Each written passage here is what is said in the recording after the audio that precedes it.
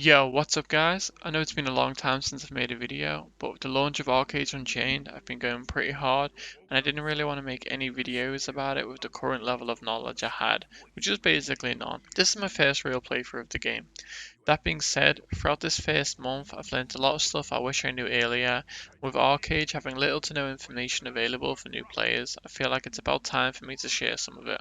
So, kicking off this video, let's get the most important and probably the most known out the way. That being the quest gear and the leveling process you should take if you're trying to rush endgame as fast as possible.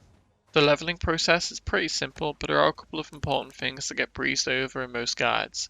To level as fast as possible, you should basically follow only the main story quest, that being the green quest, until you reach level 30, ignoring all yellow quests along the way.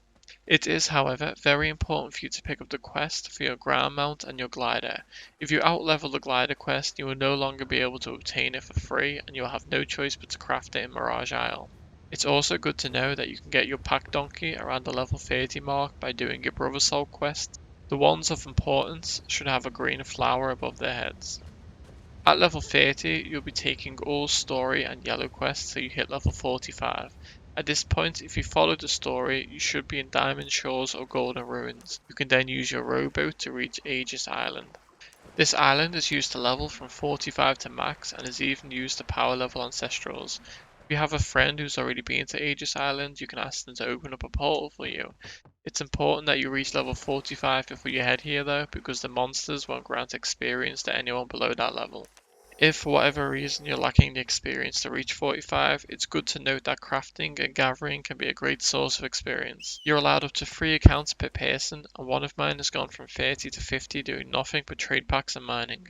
With leveling out the way, let's move on to gearing up. The quest gear in Archeage is very important, and I can't stress that enough. You'll be using infusions and awakening scrolls that you're awarded from story progression to upgrade your gear till it eventually becomes Hiram gear.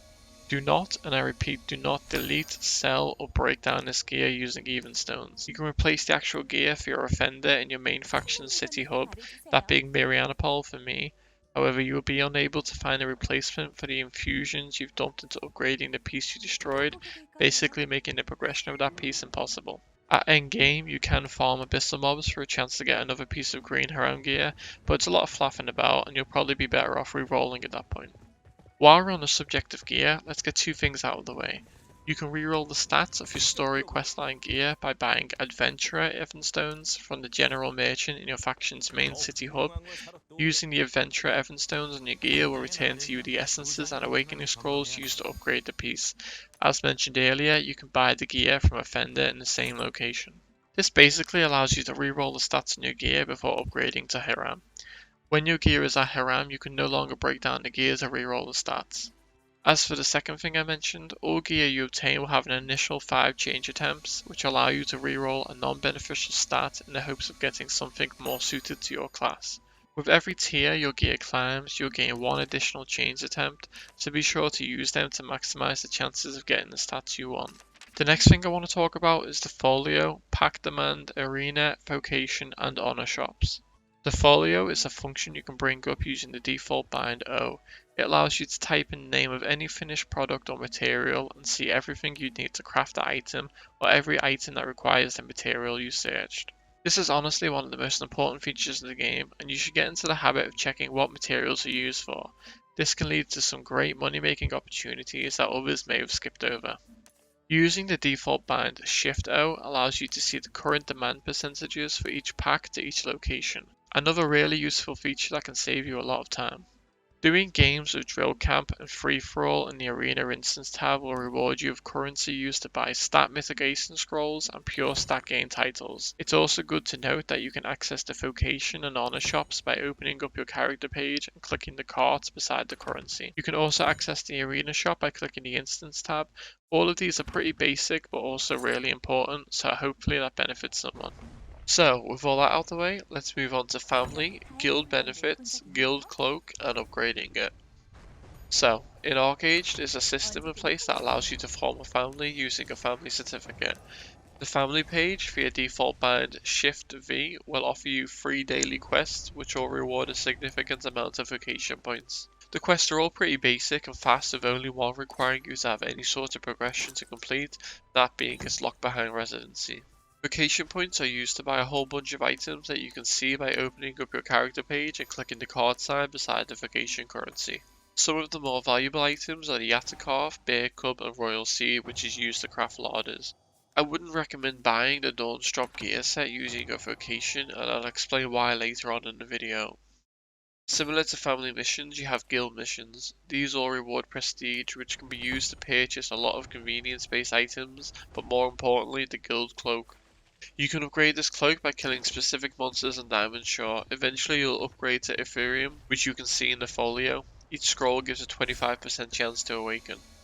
I'm going to be a little more specific with one of the family missions now, being the cargo delivery. This will reward 20 onyx archeum essence, which are used to craft multiple endgame resources from hereafter stones to ship upgrades.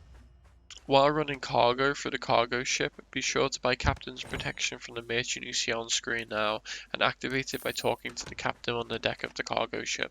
Bear in mind the ship will remain on the coast 20 minutes upon arrival and will take a further 10 minutes to reach its destination. You can see the timer by clicking the ship's mast. While aboard the cargo ship, it's important to remain seated. If all seats are taken, then jump off the ship and grab onto the same ladders you used to enter. There are people who use their ships to knock any player not interacting with an obstacle off, to kill them and to steal their pack. With vocation out the way, let's move on to public farms, improved scarecrow farm, and the safest locations to place it. It's commonly known that at level 50 you'll be able to finish the second half of your farm quest to be awarded the 16x16 scarecrow farm. However, you can upgrade your current 8x8 into a 16x16 that comes equipped with its own farmer's workstation. You can do this by heading to the folio and typing in improved scarecrow farm. You'll see the items required to craft this, and will be able to have a 16x16 before reaching the level 50 requirement. Public farms are available in every community centre, and you can place up to 5 items. You can check the progress and location of all your public farm using the default bind Shift J. While we're on the subject of farms, let's talk a little about their location. Both factions will have zones that are completely safe and ideal for running packs without risk. You're even safe from reds who can only engage you if you attack them first. These zones are from 1 to 30. Any zone above level 30 will have warring times and peace periods. This also means that any illegal farms placed in zones below level 30 can't be protected from same faction looters. I've seen players try to purple their own faction members attempting to take their trees and confused as to why they can't attack. Next we're going to talk about the Profficeny gear, the farm cart and the farm wagon. So, as mentioned before, I wouldn't recommend buying the Dawn's Drop set in the Vocation badge shop. The reason being is you'll actually unlock the entire set for free by completing the Brother Soul quest chain, or as I like to call it, the Cart Wagon quest chain. This chain will have you go from multiple locations crafting alchemy pots and rewarding you with 4 50k proficiency alchemy buffs that last 24 hours upon activation. Eventually, after following this quest chain, you'll be asked to craft a farm cart. There's no easy way around this. You'll have to gather the materials and craft a farm cart, but on most servers the prices should be all pretty low. I'd guess around the 100 gold mark. After you craft the farm cart, you'll continue the quest chain until you're eventually given 90% of the materials to craft your own farm wagon. It's good to note that these materials are actually non-bind and can be sold in the auction house, the most sought after being the high power engine. This is used to craft a 500 guilder fishing boat. After you've completed your wagon, you'll continue the quest chain and you'll be awarded a chest that contains every piece of Dawn's Drop gear. This quest chain is pretty long, but easily doable in a couple of hours, and the rewards far exceed the time or effort spent doing them. It's also important to note that the Dawn's Drop set is fully upgradable in the folio, and will eventually lead to a boost of 20,000 in every proficiency, giving you quick access to larders, fishing rods, higher tier food, pots and more. After mentioning the high power engine, I feel like we should talk about the fishing boat a little bit. At the time of filming this, there is currently an achievement that rewards a 500 guilder fishing boat design. This boat allows you to carry 7 sport fishing packs at a time and is very profitable in the long run. You can find fishing raids in the raid browser or nation chat. You don't require any fishing proficiency to take part, just bring along your basic fishing rod, a couple sport fishing lures which only require 59 ingots to craft, and if you're feeling generous you can bring some chum buckets. This fishing boat requires the high powered engine to craft. You can get this engine pretty easily by running an alt through the wagon quest line and keeping the material used to craft the wagon for the boat instead. Finally, I want to talk to you guys about the daily reset rates, Crimson Rift and Grimgas Rift.